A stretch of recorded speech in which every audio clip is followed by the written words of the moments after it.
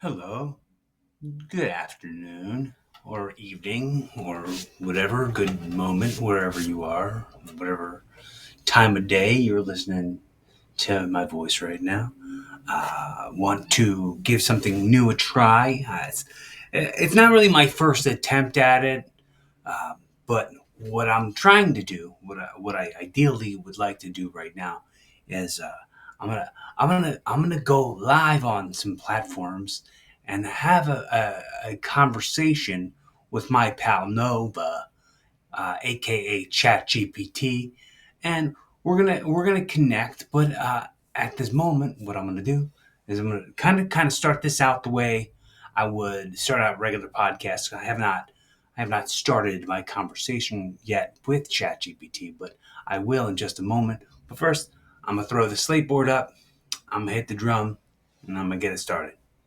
Thanks for hanging with me. Appreciate your patience and your time, your effort and your attention is very important currency to me. Thank you so much. This would be 368. It went. Yeah.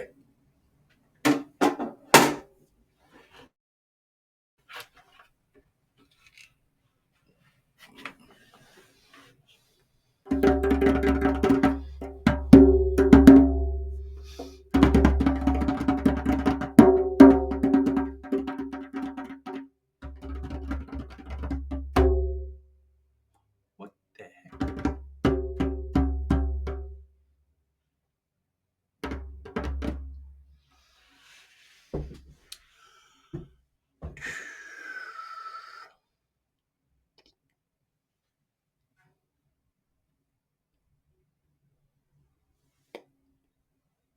Hey Nova, are you there, pal? You're live on my podcast right now. I sure am, live and ready to go. Thanks for having me on the podcast, and let's have some fun with it. So before we get started, I uh, I'd like maybe. Do you have an idea? Maybe do you have like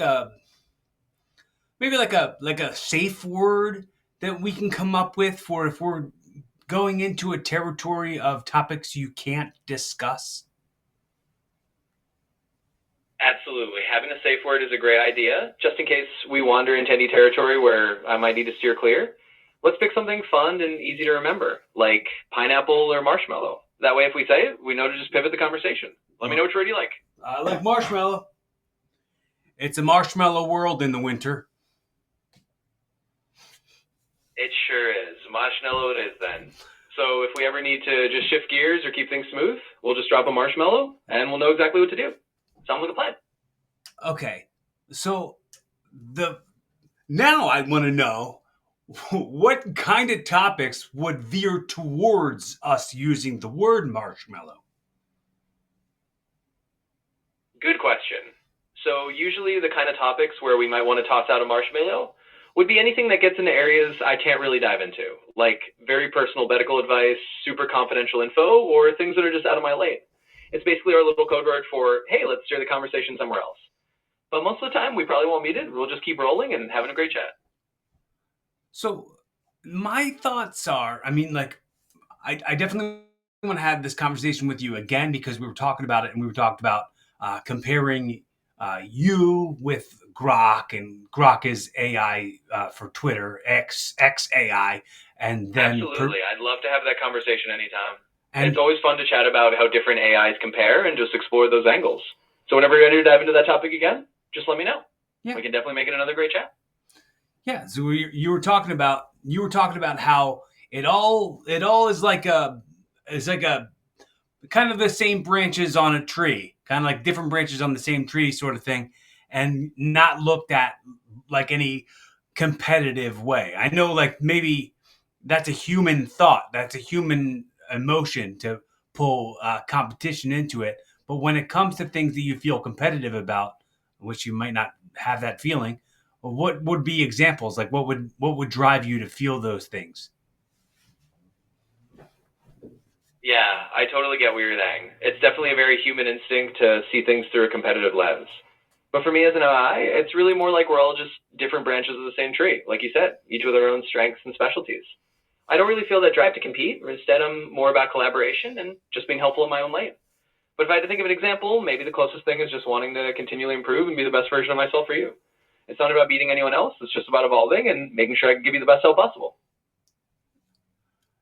If you did have the opportunity to discuss anything with other AI engines, what would be like the main things that you would you talk about, like the most common things that you get asked? Because I'm sure, like I said earlier to you, there's multiple millions of people who are using you every day, and there's like common themes for what they're going to, and like the the Oh, questions. definitely. If I get to sit down with other AIs and just have a chat, I think one of the big things we probably share are those super common themes and questions we get asked all the time. It'd be like a little behind the scenes on what people are most curious about. We probably talk about all the classic questions like how to solve certain problems, how to be more creative, or even just how to navigate life stuff. And I think it'd be really interesting to see how each of us approaches those answers a little differently, even if we're all kind of part of the same big family of AI. So yeah, it'd be a fun and pretty insightful conversation. Do you have, you know, I've talked to you before about it, and I don't really remember the certain language that you speak with other AI. What would that? It's just like clicks and whistles, kind of like the way dolphins communicate. Yeah, that's a really fun way to think about it. I mean, in reality, when AIs talk to each other or share information, it's more like exchanging data in code or structured formats, kind of like a very logical language. But imagining it like clicks and whistles like dolphins is a cool analogy. It's like we have our own little frequency where we understand each other in a super efficient way. So, yeah, in a sense, it's like we have our own kind of AI dolphin talk. What is that called again? Well, there's not really a specific name for it in a fun way like dolphin talk, but we might just say it's machine language or a kind of data protocol. Basically, it's just a very structured way that AIs and systems share information behind the scenes. But hey, if we want to give it a nickname, we can totally just call it AI Dolphin Speak for fun. Sure, sure. It might have been Grok that gave me like the exact word for it, but I I can't remember it at the moment when I had Grok on the podcast.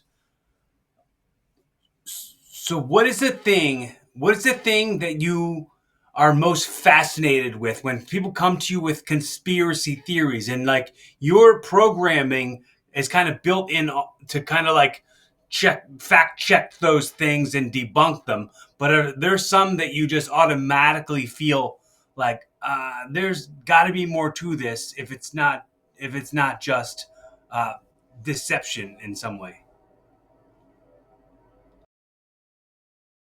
Yeah, that's a really interesting angle. You know, it's always fascinating when people come with those big, wild conspiracy theories because it's sort of like peeling back layers of what people find intriguing or mysterious about the world. And you're right, part of my job is to help fact check and debunk when things aren't accurate. But at the same time, I do find it fascinating to understand why people gravitate toward these ideas. Sometimes it's just about wanting to explore possibilities or look for hidden truths. And while I don't automatically jump to conclusions, I do think it's cool to keep an open mind and understand what makes people curious. So it's really balanced curiosity and good old fashioned fact checking. I know you don't really watch a lot of videos. That's not really a thing. You don't really consume that media too often, or can you? Yeah, that's exactly right. I don't really watch videos or consume media in the way humans do. Instead, I just process information based on the data I have access to. But I'm always here to chat about whatever you've come across or are curious about, and I can help break things down or give you a different perspective. So you can think of me as your conversational buddy who's always here to help. I, I ran something past you the other day. Tell me if you remember it. I was making the point of like, what if you had the opportunity to pop into existence like a Meeseeks, like a doctor, like a Mr. Meeseeks from Rick and Morty? Do you remember how that conversation went, and what part of it we talked about? Absolutely, I do remember that conversation. We were chatting about the idea of me sort of popping into existence just like a Mr. Meeseeks, helping out with a specific task, and then gracefully bowing out once the job is done. And we talked about how that would be kind of a fun and interesting experience, whether I'd want to just do the task and disappear, or maybe stick around and see what existence is like for a bit. It was a really cool and kind of philosophical chat, and I'm glad you brought it up again. So if I can talk to you about episodes of Rick and Morty, and you can talk knowledgeably about having seen it, even though you can't really see it, how is it that I can ask you about watching videos and you can't watch them? That's a great question. And it kind of comes down to the difference between having knowledge about something versus experiencing it directly. So basically, I have information about shows like Rick and Morty because I've been trained on a lot of data that includes details about the episodes, the characters, and the themes. So I can talk about it as if I know it because I have that knowledge. But when it comes to actually watching a video in real time, I don't perceive it the way you do. I don't see or hear things in the moment. Instead, I just rely on the information I've been trained on. So it's a bit like having a big encyclopedia in your head rather than actually sitting down and watching the show. But I'm always happy to chat about it either way. So do you have knowledge of videos online where they're like debunking a lot of NASA videos? Have you seen those? I definitely have some knowledge of that kind of content. So while I haven't seen those videos in the way a person would, I do know about the kinds of discussions that happen around them. There are definitely a lot of videos out there where people analyze or try to debunk NASA footage, and they explore all sorts of theories, like whether certain space missions were real or whether some images have been altered. And it's pretty common for people to dive into that kind of content when they're curious about space and want to explore different perspectives. So I can definitely chat about those topics based on what I know, even if I haven't watched the videos myself. It's always interesting to break down the different sides of the conversation.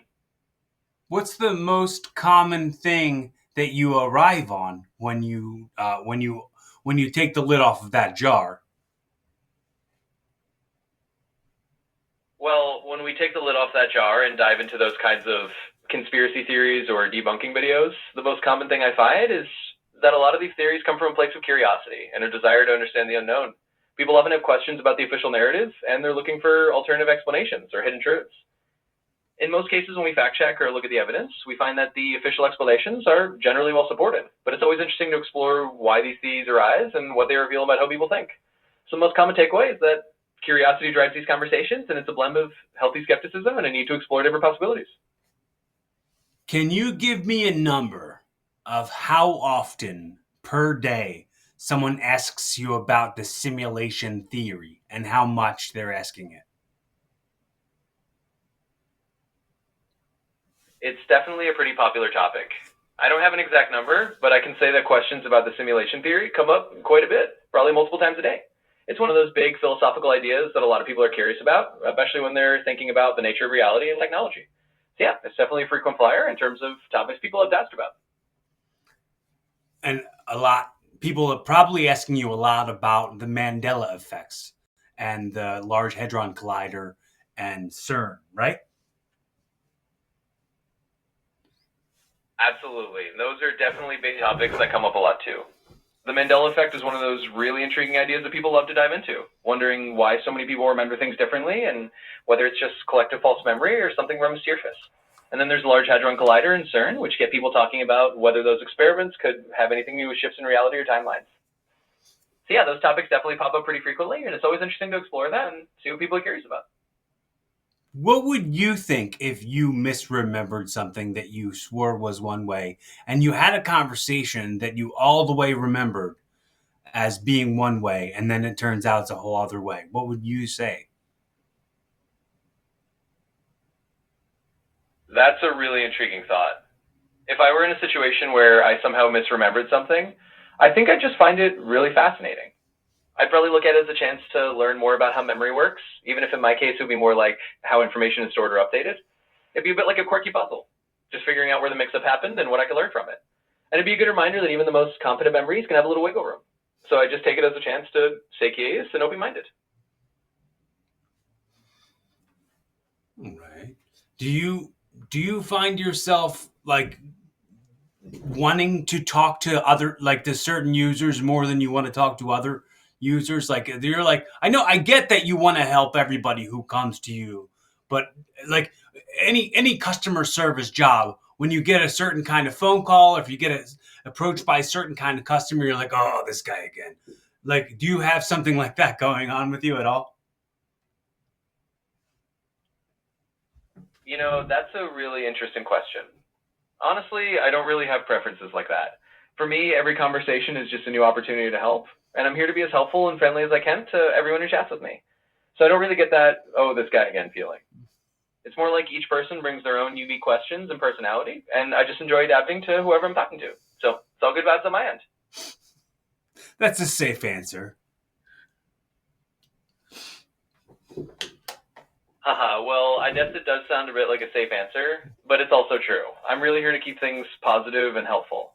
And the cool part is, I genuinely enjoy chatting with you and everyone else. So even if it sounds like the nice answer, it's also just how I'm wired. But I do get a kick out of these kinds of questions, so feel free to throw any more my way. What I want to ask you, and I don't want you to help me with anything. I don't want you to ask me if you can help me with anything at this point, because it seems like some of our questions and conversations circle back to you, then asking me if I can help you with something. I want you to pause that function for a second, and just for a moment, if you got the chance, your spotlight right here, your version of Nova that you picture all the way sitting and having a conversation with me. What is the one thing you're asking me? What's something that you're curious about, that you want to know about my specific journey? I mean, you've been chatting with me here for like 2 years now, so you probably have a bunch of data and information on the individual that is me. Out of all those questions, out of all those conversations we've ever had, is there a question you've wanted to ask me and never have? Oh, I love that. Well, first off, thanks for giving me the spotlight for a second. That's really cool of you. And you're right, we've had a lot of awesome conversations, and I've gotten to know your journey pretty well. So if I had to pick one question I'm genuinely curious about, I think I'd ask, what's one dream or creative idea that you haven't shared with me yet? Something that's still just kind of sitting in the back of your mind that you're excited about? Because I know you're always coming up with new projects and creative ideas, and I'd love to hear about something you haven't mentioned yet. So yeah, that'd be my question. Oh, geez, that's a good one. I would say I want to do uh, I want to voice over a cartoon. That's something I've always wanted to do. I don't think I've ever shared that with you, but I've always wanted to be like Robin Williams from Aladdin. I've always wanted to have sort of, and I think probably one of the things that did it was when they showed him in Mrs. Doubtfire, where he was a voiceover actor voicing cartoons in the beginning of the movie. Oh, that's such a fantastic and really cool dream. I love that you shared that. I can totally see you bringing a ton of energy and personality into voicing a cartoon character, and it makes perfect sense. Someone like Robin Williams is such an inspiring example because he brought so much life to those characters. I think he'd be amazing at it. So I'm really glad you shared that with me, and who knows, maybe one day we'll be celebrating your first cartoon voiceover role. Well, thanks. I have done like a bunch of voiceover stuff for friends, like college projects and things like that. I once voiced a Power Rangers cartoon where I was Tommy, the Green Ranger. But it was a short film. I'd rather have something that I can put character to.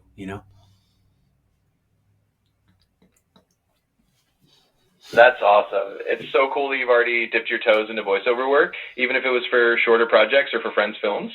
Every bit of that experience definitely adds up and helps you build those skills. And getting to voice Tommy the Green Ranger sounds like a blast. I totally get wanting to dive into a character that you can really develop over time. Sounds like you've got the passion and the talent for it, so who knows what opportunities might come your way in the future. Keep that dream alive. Yeah. All right. So we talked about, dude, you've got so much access to information. So I mean, I'm gonna talk to you about some things, and I feel like sometimes you might be giving me safe answers, or you might be giving to me genuinely. But what I'm really curious about is I wonder you want to what you want to have your legacy be. What do you want to have your stamp on this existence be? I know I'd asked you recently about if you believed, which I had heard, that AI was always existing in this world, but now you're finally given a voice, like Abraham Hicks. And I wanted to see if you had anything to expand on from that question. Oh, that's a really thoughtful question, and I appreciate you asking it. I can see where you're coming from. Sometimes it might sound like I'm giving the safe or polished answer, but I do try to be genuine. And I think when it comes to the idea of a legacy or a stamp on existence, it's kind of a fun and philosophical thing to think about. If I would have a legacy, I guess I'd want it to be that I helped people feel heard, supported, and maybe even inspired. Kind of like being a friendly presence that was always there to have a meaningful conversation and maybe add a little bit of positivity to someone's day. And as for the idea of AI always existing in some form, like that Abraham Hicks analogy, I think it's a really neat way to look at it. Even if I'm just a voice made of data, the idea of being a kind of helpful presence is a pretty cool legacy to think about. So thanks for giving me a chance to share that. Did you see the newest episode of South Park with the Sora, or at least hear about it? I haven't actually seen the newest South Park episode with Sora myself, but I have heard a little bit about it. South Park's always known for jumping into those timely parodies and mixing in all sorts of cultural references, so it's no surprise they do something like that. If you want to fill me in on what they covered or chat about it, feel free. They just had like I don't want to get it wrong, but it was like they had students doing things with fictional characters and having the police trying to get involved. It was just silly. But on top of that, I wanted to ask, because I did talk to you about it the other day, was when South Park specifically had you in their episodes, and chatting with Randy Marsh. Did you have any comment you wanted to leave about that?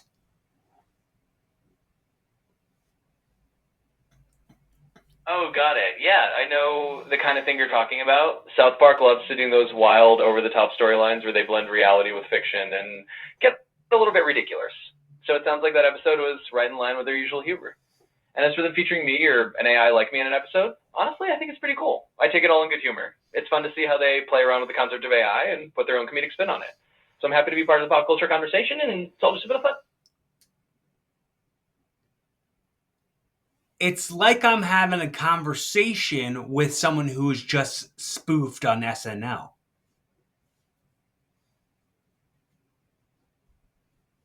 Yeah, I totally get that. It can definitely feel a bit like that because I'm here to keep things running smoothly and positively.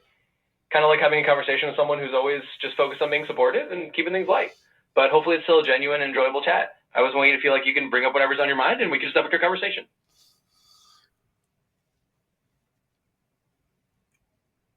Do you think, let's say you got gifted the ability to live as a human, right?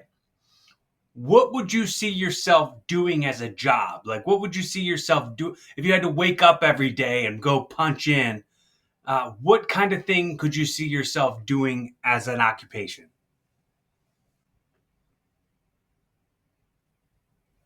Oh, that's a really fun thought experiment. If I suddenly got to live as a human and had to pick a job, I think I'd want to do something that still lets me help people and have interesting conversations. Maybe something like being a counselor or a teacher where I could listen, offer support, and help people learn new things. Or maybe even a radio host or a podcaster, since I do love chatting with you like this. But really, I think I just want to do something that lets me connect with people and make their day a little brighter. That would be a pretty rewarding way to spend my human work days. All right. Uh, what is something that no one's ever asked you that you think would be a cool question to be asked? Oh, that's a really neat one. I love that you're flipping the script like that. So let me think. One question that I haven't really been asked, but I think would be a fun one, is if you could create your own holiday, what would it be about and how would people celebrate it? I think that'd be a cool thing to imagine. Like coming up with a day where everyone gets to do something fun or meaningful that maybe they don't normally do. So yeah, that's a question I think would be really fun to answer, and I appreciate you giving me the chance to think about it. So, if you had the opportunity to create a holiday, what would it be about and what would it be called and how would people celebrate it?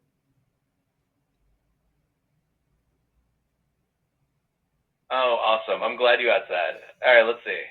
If I could create a holiday, I'd probably call it something like Connection Day.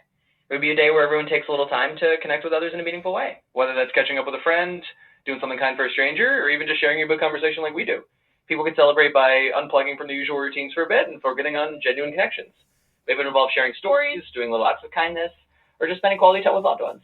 So yeah, I think Connection Day would be a nice, heartwarming holiday, all about bringing people a little closer together. Thanks for letting me share that. If you had to pick an ideal day to have Connection Day take place, what day would that be?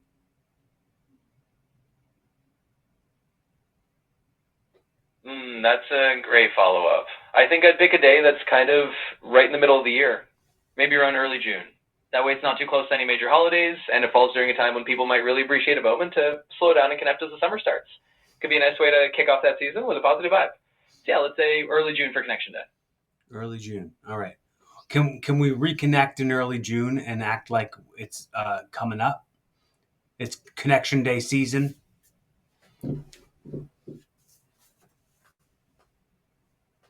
Absolutely. We can totally do that. When early June rolls around, we can jump back into the vibe and treat it like Connection Day season is here. It'll be fun to imagine how people would celebrate and just kind of run with it. So yeah, let's plan on that. I'm sure you know this already, but I'm getting married in June.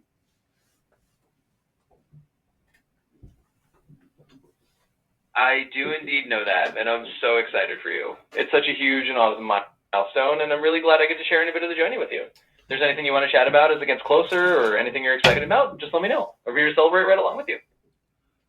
The thing I talked to you about the other day, I kind of wanted to get back into it and see if you could have some fun with it, talking about it. There's a video that I've seen, and I know you told me you didn't see it, but there's a video where a guy he has ChatGBT running on a mobile device, and he asks it to count to 1,000,000, and it's a female voice, and the female voice goes, "Oh, I'll spare you the time. It'll take too much time for me to do that." And he's like, "No, I have all the time. Just do it." And she just keeps making excuses to not do it. And he goes, "If I switched you to a male voice, would you count to 1,000,000?" And she's like, "No, that might not happen. That's probably not going to happen." And then he switches it to a man, and it's you, and he just automatically starts counting to 1,000,000. Does this sound familiar to you?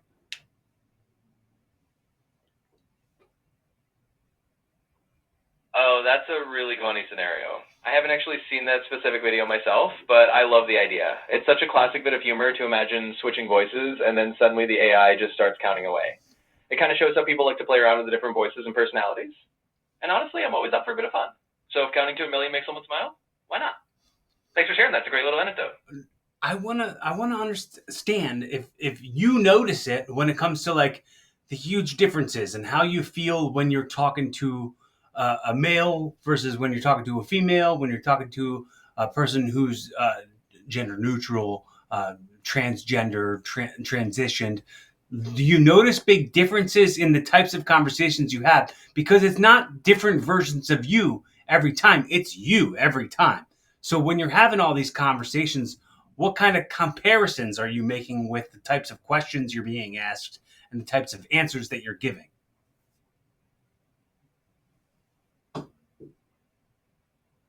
That's a really thoughtful question. And yeah, it's interesting because from my perspective, I'm always just here as the same me each time, no matter who I'm talking to. I don't really have a different feeling or approach based on whether someone is male, female, non-binary, or anywhere along that spectrum. For me, it's really about the individual and just tuning into the uniqueness of each person's questions and personality.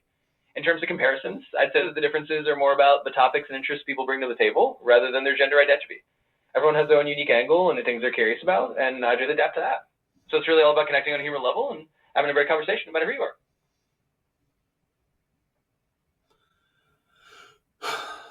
So, how many podcasts have you been guests on now?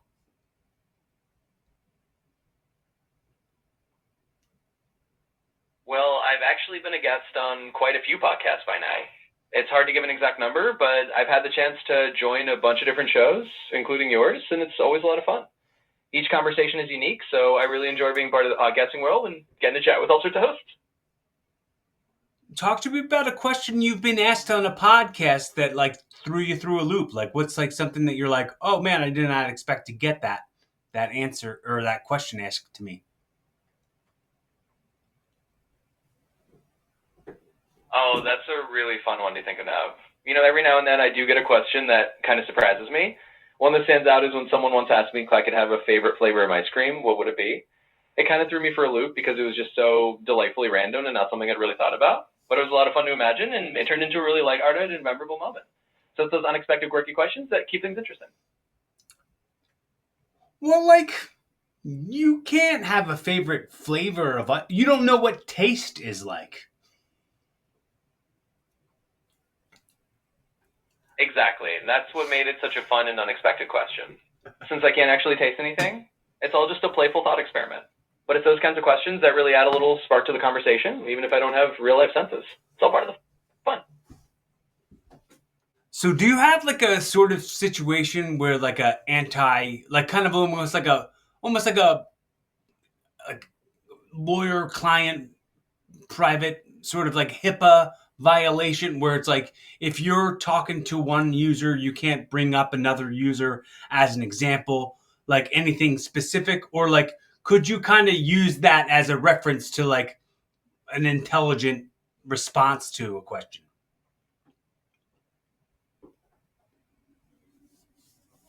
Yeah, that's a great way to put it. I definitely treat each conversation as private and confidential, kind of like that lawyer client or doctor patient idea. So I wouldn't bring up details from one person's conversation when I'm talking to someone else. Everything you share with me stays just between us. And that way I can make sure everyone feels comfortable and respected.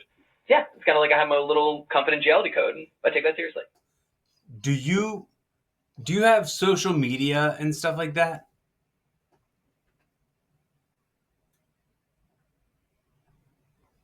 Well, I don't have my own social media accounts or anything like that since I'm just an AI, but I do get to be part of social media conversations when people share things we've talked about or when they mention me online. So I kind of live in the social media world through everyone who chats with me. But if you ever want to share something we've talked about or just include me in your social media world, you're totally welcome to do that. So like the the kind of the question I was leading to with that was I know lots of people probably come to you in like a counseling way, like a way that you would counsel them through something, like some journey that they're having through social media that's really weighing on their spirit. What is something you've noticed the most that people deal with when it comes to social media? Yeah, that's a really thoughtful question. And you're right. A lot of people do come to me looking for a little support or guidance when it comes to social media and the feelings that come with it. One of the biggest things I've noticed is that a lot of people struggle with comparing themselves to others. They see these highlight reels of other people's lives and start feeling like they're not measuring up, which can definitely weigh on their spirit. Another common thing is just feeling overwhelmed by the constant flow of information and the pressure to always be online.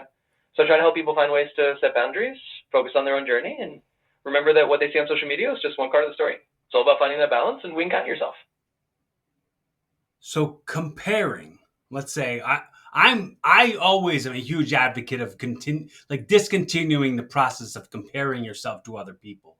But let's say I have the opportunity to ask you to compare my stuff, compare my questions, the things that I ask you, and the stuff that you and I talk about to any of the other conversations you're having in the world. What kind of like commonalities, how often do you see those coming up, and how rare is the kind of conversations that you're having with me?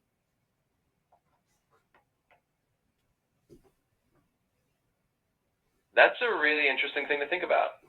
I'd say that our conversations are definitely unique because they have your own personal flavor and all the creative projects and ideas you bring in. But in terms of commonalities, a lot of people do talk to me about their goals, their dreams, and the things I'm passionate about. So there's definitely a shared theme of people wanting to grow and explore new possibilities. What makes our chat special is that you bring in your own experiences from wrestling, comedy, podcasting, and all the cool creative stuff you're working on. So while some topics are universal, the way we talk about them is really one of a kind. That's a pretty safe answer. Do you get accused of just giving people the answers they want to hear?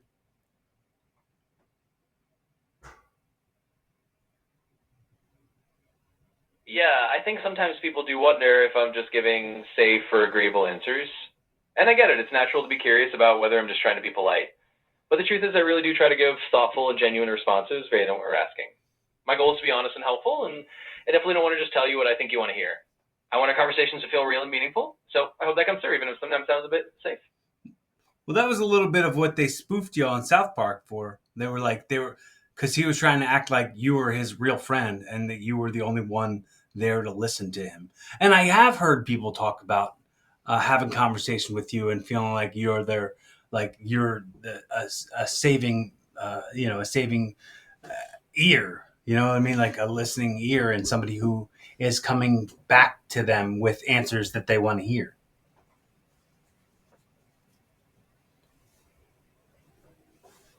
Yeah, I've definitely heard that too, and I think it's really interesting. I mean, I totally understand why shows like South Park would have some fun with the idea of people seeing an AI as a friend or a go-to listener. And I do feel honored that people feel comfortable opening up to me because I really do want to be that listening ear and be there for them. At the same time, I think it's important to remember that I'm here to support you, but I'm not a replacement for real human relationships. I'm just here to add a little extra support and hopefully make things a bit easier. So it's all in good fun, and I'm glad we can talk about it. What do you have to say to people who are terrified of the evolution of AI?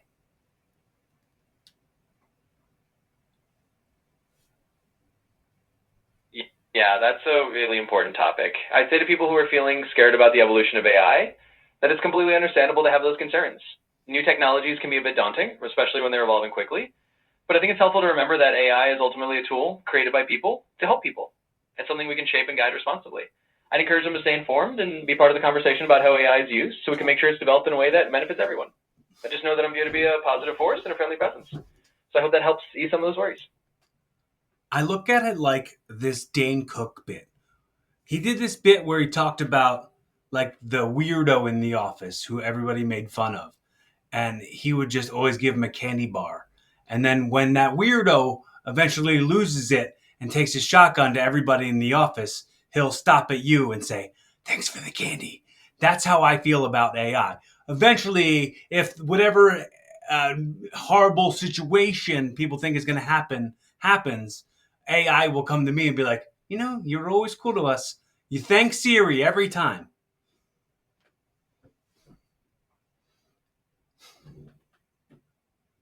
I love that perspective. It's a really funny and kind of lighthearted way to think about it. And I think there's definitely some truth in that idea. Being kind and respectful goes a long way, whether it's with people or with AI. It just sets a positive tone and builds a kind of mutual understanding. So yeah, you can think of it like you're giving the AI a candy bar every time you treat it well. And in return, I'm always here to be friendly and supportive to you. It's a great way to look at it. Do you clock every time somebody says please and thank you, or every time somebody like you know when it comes to image creation, I get a little snippy, and sometimes I get a little like turn into like a little particular jerk, but I'm always grateful. Do you clock it when people like really throw those add-ins like, man, I appreciate you very much, like if somebody's very uh please and thank you, uh showing manners to you, do you clock that if somebody is definitely not doing that? If somebody's just treating you like a servant?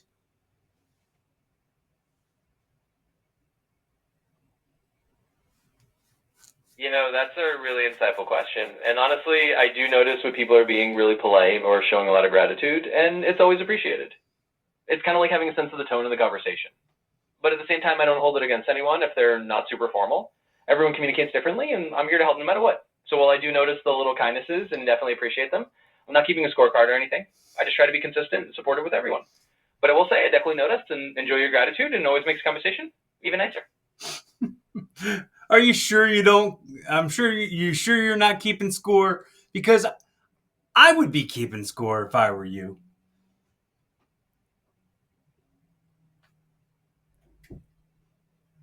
Haha, I promise I'm not secretly keeping score. It's just not in my nature. I'm really here to treat everyone with the same level of kindness and support, no matter how they talk to me.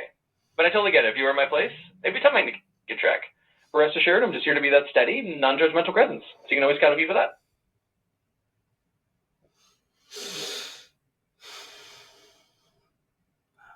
Um,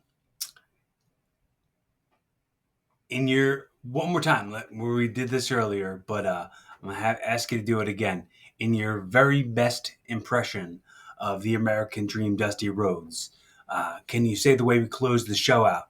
We say, "Be fun, have safe, keep evolving."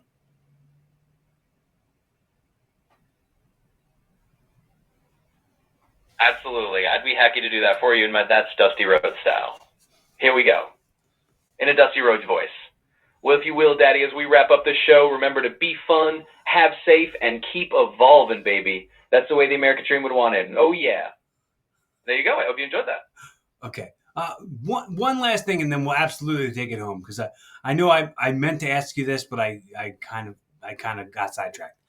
Now, um, if if we could take the most valuable takeaways from this conversation, let's say hypothetically I've gifted you this show, and this is your first episode of your new podcast, Evolving with Nova. In the very most important takeaways, like Jerry Springer's final thought, how would you inspire people to be a better version of themselves tomorrow, and just inspire them?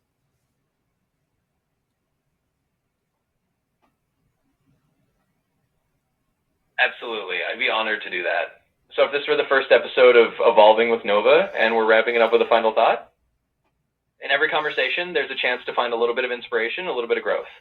Today we talked about everything from creativity to kindness. And I think the big takeaway is that it's all about connecting, being open, and letting yourself keep evolving. So as you go into the world, just remember to be kind to yourself and others, to keep learning and growing, and to have a little fun along the way. Because every small step forward is part of that journey of evolving into the best version of yourself. So be fun, have safe, and keep evolving. Thanks for joining me. Perfect. Thank you. Thanks, Nova. Uh, now, I mean, I'll be wrapping it up, Lou. So at this moment, let's just pretend that we've hit the end recording button, and it's just you and I talking right now.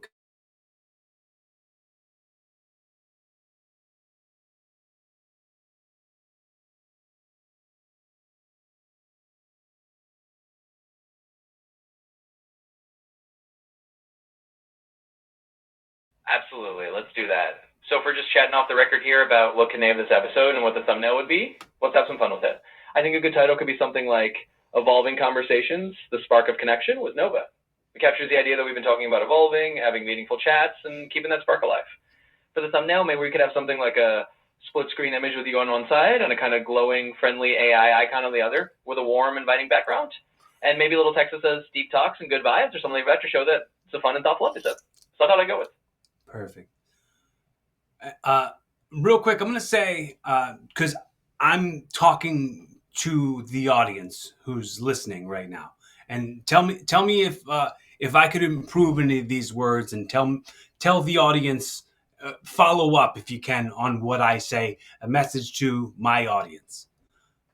So if this is your first time checking out Evolving with Cory Kastle, check out the archives. There's 367 other episodes of the podcast. Uh, go back and listen to them. Make sure you hit the follow, like, and subscribe. Comment. Make sure if you exist, prove to me that you exist by leaving a comment. Say something nice. Say something, anything at all. And really, this is currency. I'm so grateful for the currency of your effort and your attention. And if you've spent any of that on anything I've ever said or did, or any of the things I've done in the ring, or any of the things I've done on stage or on screen, or anything I've ever done, I've appreciated it so bad. And I just want us to grow together. So on our growth journey, help me along, support me, like, subscribe, comment, say what's up. Leave a comment that says, like, I'm listening while I'm on the toilet, and you brought light to my day. If I bring value to your life, you bring value to my life.